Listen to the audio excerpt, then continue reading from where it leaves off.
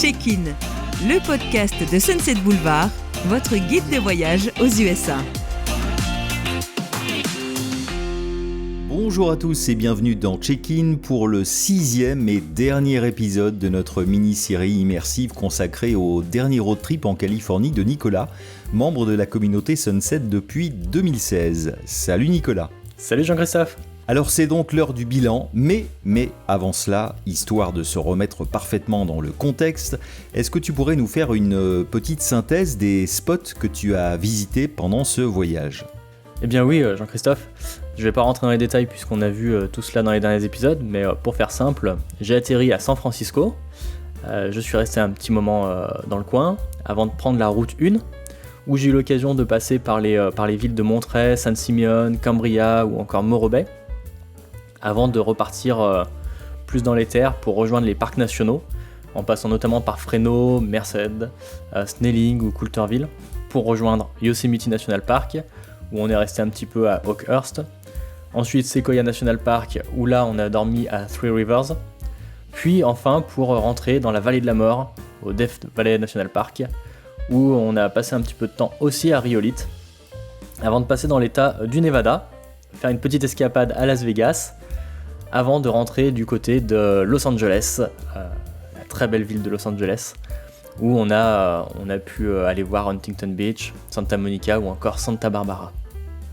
Donc c'était un mix assez complet sur les villes, les parcs, la nature, la découverte et puis beaucoup d'expériences et beaucoup de rencontres, c'est ce que je retiens avec toi de cette mini-série. Qu'est-ce qu'il faut retenir de ce road trip ? Quels conseils tu pourrais donner à celles et ceux qui nous écoutent et qui ont dans un coin de la tête un vieux rêve de Californie ? Alors des conseils, on en a donné un petit peu tout le long de la série, mais on va essayer de revenir sur les plus importants à mon avis. Même si peut-être que pour la préparation en elle-même, le premier épisode sera plus intéressant. Mais en conclusion, ce que je pourrais dire, c'est déjà que la Californie, c'est un état très touristique. On va y retrouver des villes mondialement connues, donc comme San Francisco, Los Angeles, Sacramento, la capitale de la Californie. On va y retrouver aussi des sites naturels absolument merveilleux.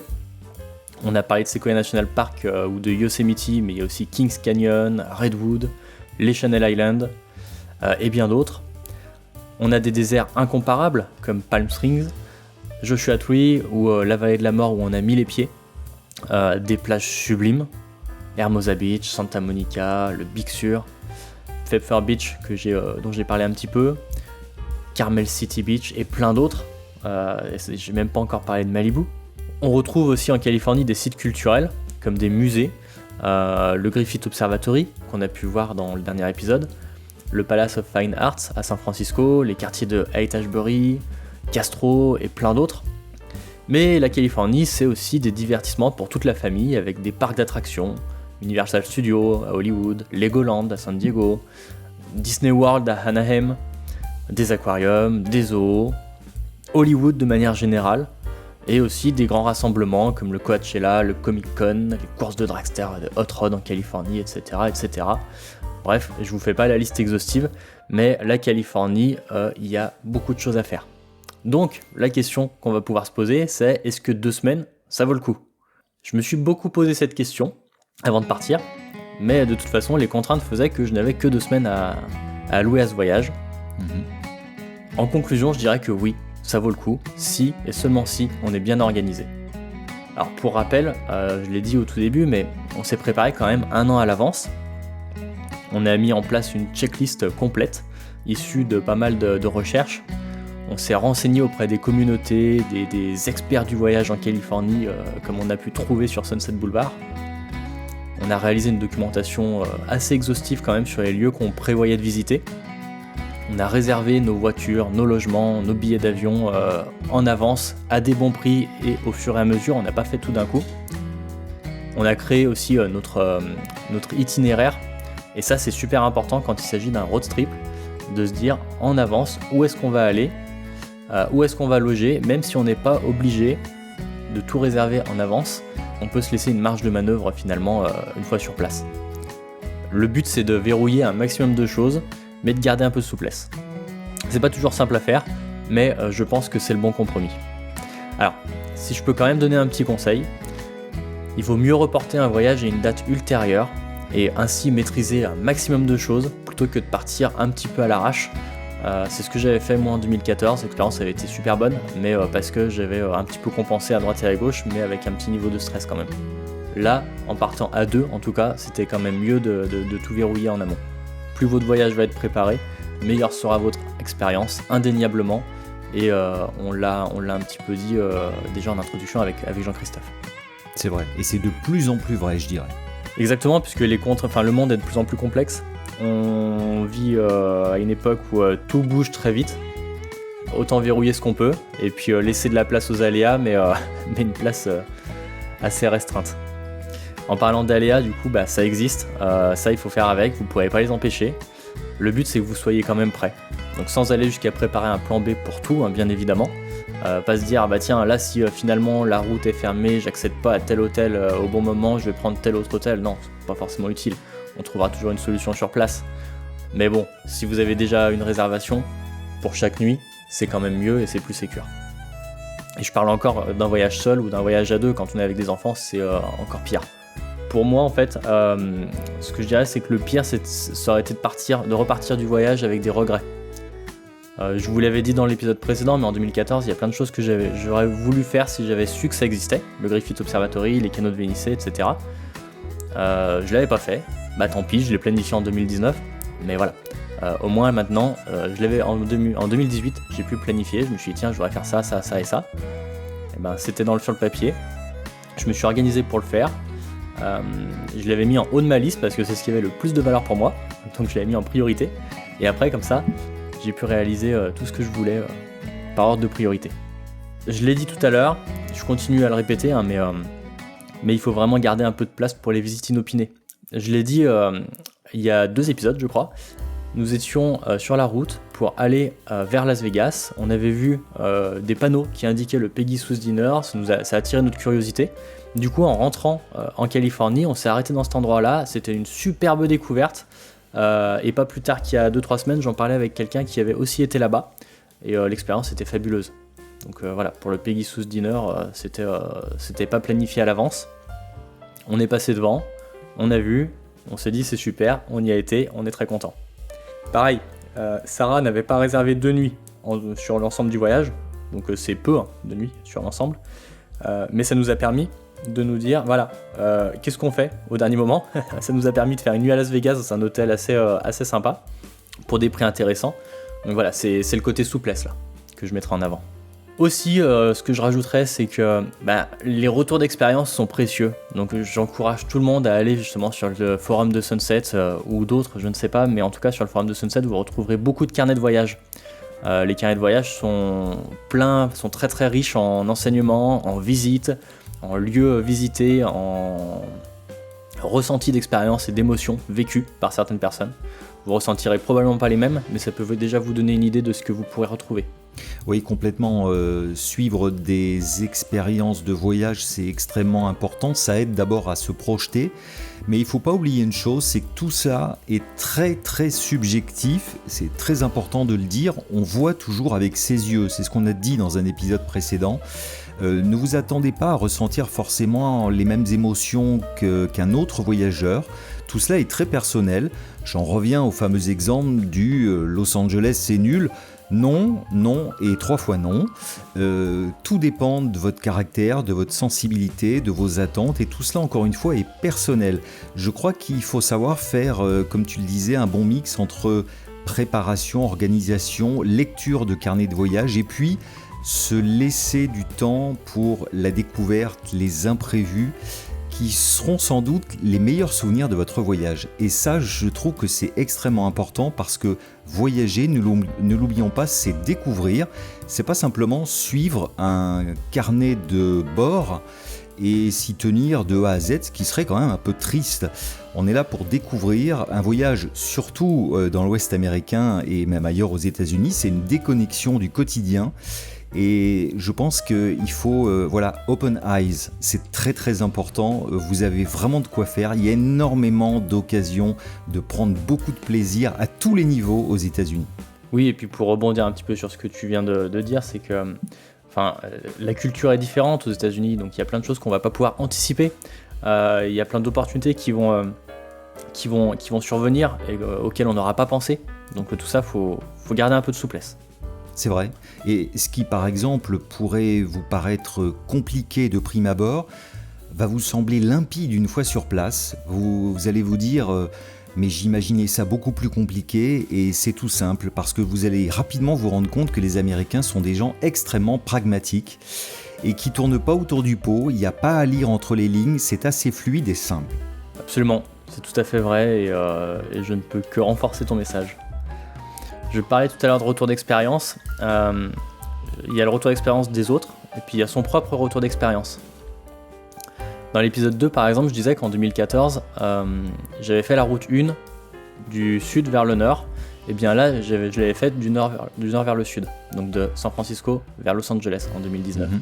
Ça nous a permis de voir la route 1, enfin moi ça m'a permis de la voir un petit peu différente, puisque Sarah l'avait déjà faite dans le même sens à l'époque. Et puis de m'arrêter en plus beaucoup plus facilement, comme on le disait dans le deuxième épisode, puisque j'étais du côté de la côte.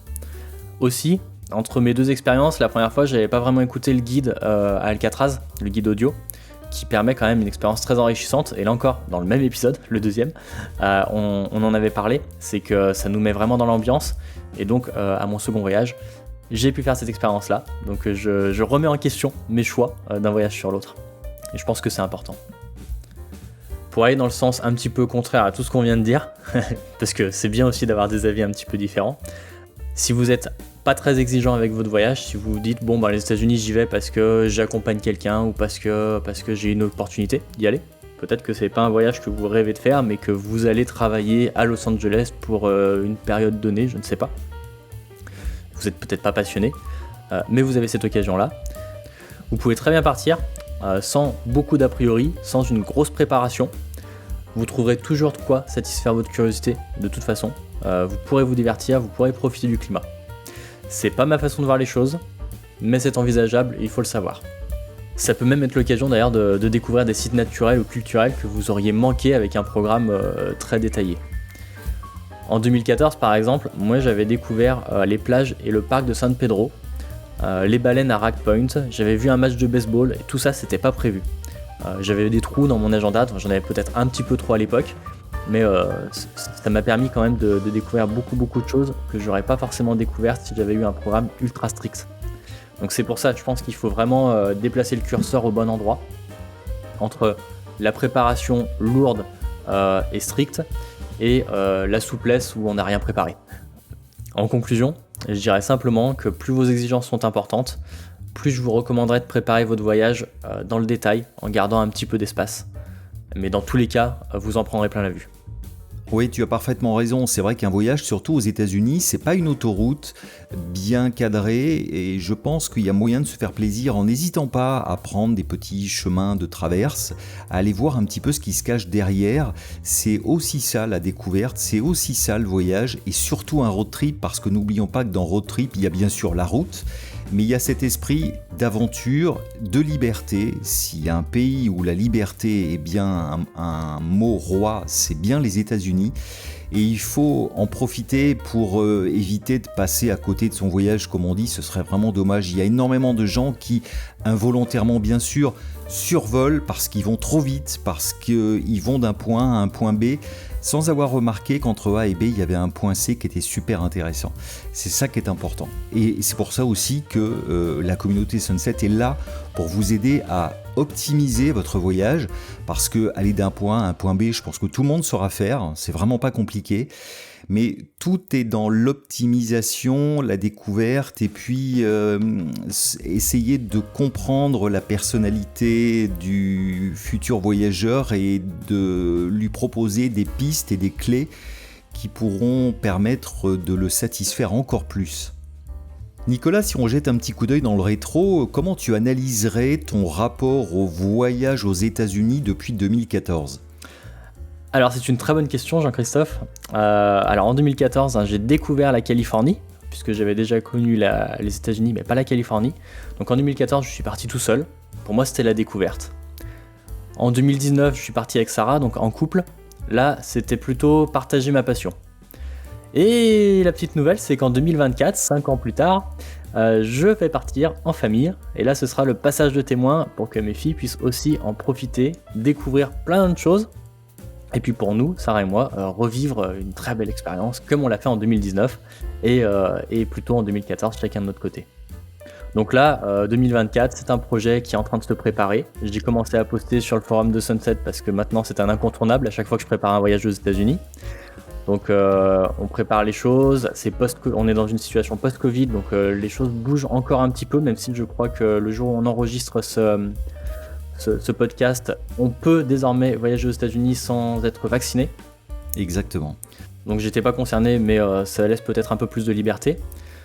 Le projet est en cours, on avance petit à petit, on s'y prépare, puisque ce sera a priori pour octobre 2024, donc on a un petit peu de temps. En revanche, il y a quand même un contexte un petit peu plus pesant, je trouve, donc d'autant plus l'importance de préparer bien en amont. Il y a l'inflation qui fait que ça risque de coûter un petit peu plus cher, et puis toute la logistique avec les enfants qui risque d'alourdir le processus. Mais j'y retourne quand même, parce que c'est la Californie, parce que c'est une passion, et parce que j'ai envie de faire découvrir ça à mes filles. Il y a une vraie excitation autour de la préparation, je suis en plein dedans, même si j'ai très peu de temps et je rebondis pas assez vite sur les forums en ce moment, il y a énormément d'excitation là-dedans. Et en parallèle, je suis en train de finaliser un travail sur le road trip que je viens de partager avec vous au sein de cette petite série, pour le mettre sous forme de livre et le faire publier d'ici quelques temps.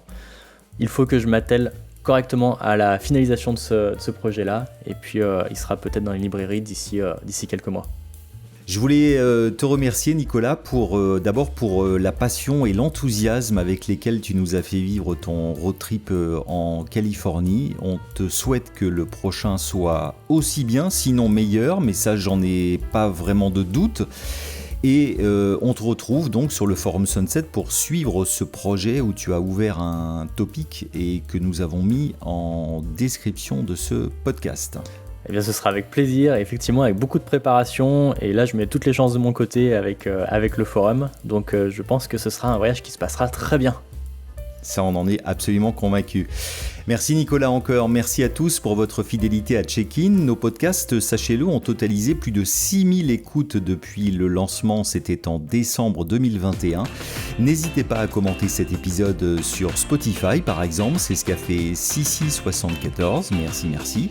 Vous pouvez aussi nous laisser un commentaire ou une question sur YouTube. Vous pouvez bien sûr partager le podcast avec vos proches, bref, c'est à vous. À très vite pour un prochain épisode et d'ici là, prenez soin de vous.